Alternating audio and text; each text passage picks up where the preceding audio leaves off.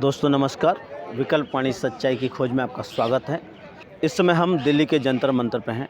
यहाँ पर देश भर से केंद्र सरकार के खिलाफ आदिवासी लोग प्रदर्शन करने आए हैं। उनकी क्या मांगे हैं, क्यों वो प्रदर्शन कर रहे हैं, यही जानने विकल्प वाणी टीम आज यहाँ पहुँची। विकल्प वाणी सच्चाई की खोज।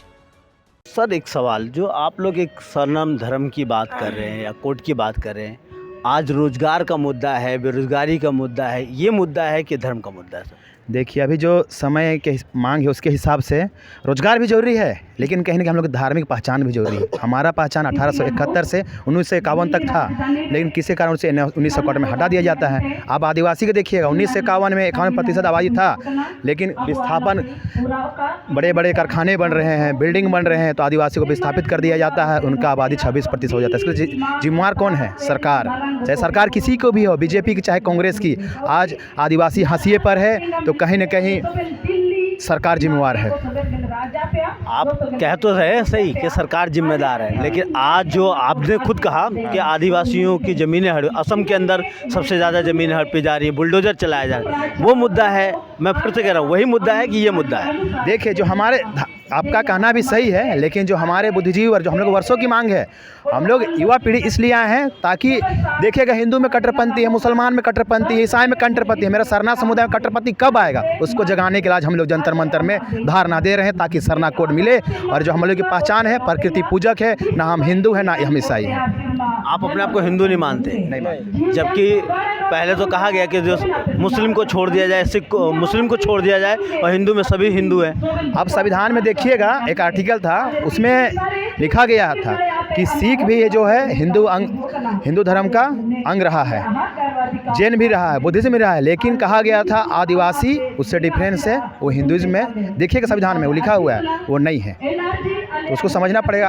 संविधान तो 1947 1951 में बना ना, उससे पहले जो हम लोग का था 51 तक था, 61 में हट गया। तो कहीं ना कहीं हम लोग आज किस लिए लगातार, ये 10 साल का मांग नहीं है, ये लगातार जिसे जब से हटाया गया तब से मांग चल रहा है। आप लगातार देखिएगा, हेमंत सोरेन जी ने पास किया ना कैबिनेट से, केंद्र सरकार को भेजा पड़ता हो कि आदिवासी को धार्मिक पहचान है, जल जंगल जमीन जो पर्यावरण है, ये लोग सरना धर्म को मानने वाले लोग हैं।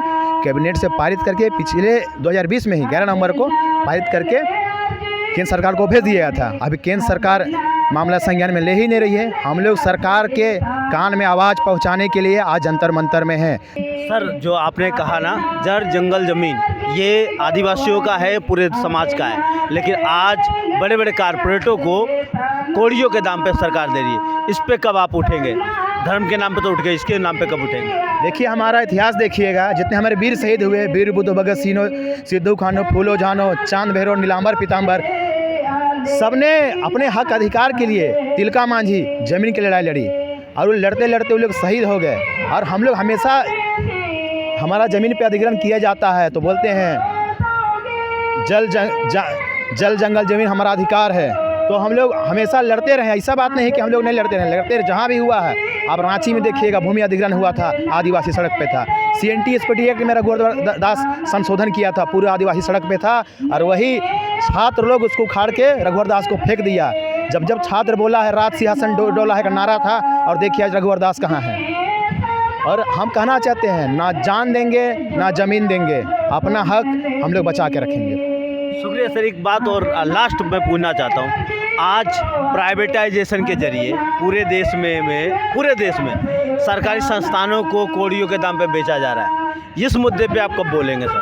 प्राइवेटाइजेशन का हम लोग विरोध करते हैं। जैसे कि आपको बता दें, मैं भी JNU में रहा था, जैसे यूनिवर्सिटी का प्राइवेटाइजेशन हो रहा था, फी बढ़ रहा था, उस समय भी हम लोग रोड पे थे और सड़क पे थे, और हम प्राइवेटाइजेशन का विरोध करते हैं। आने वाले दिन में जैसे कि आप कह रहे हैं, रेलवे का निजीकरण हो रहा है, सबका निजीकरण हो रहा है, बैंक का निजीकरण हो रहा है, इसके लिए हम लोग उलगुलान छेड़ेंगे। धरती आबा का 15 तारीख को बिरसा मुंडा जयंती 147 हुआ, वो भी युवा थे, हम लोग भी युवा है, उलगुलान का आगाज होगा और हम लोग करने वाले हैं।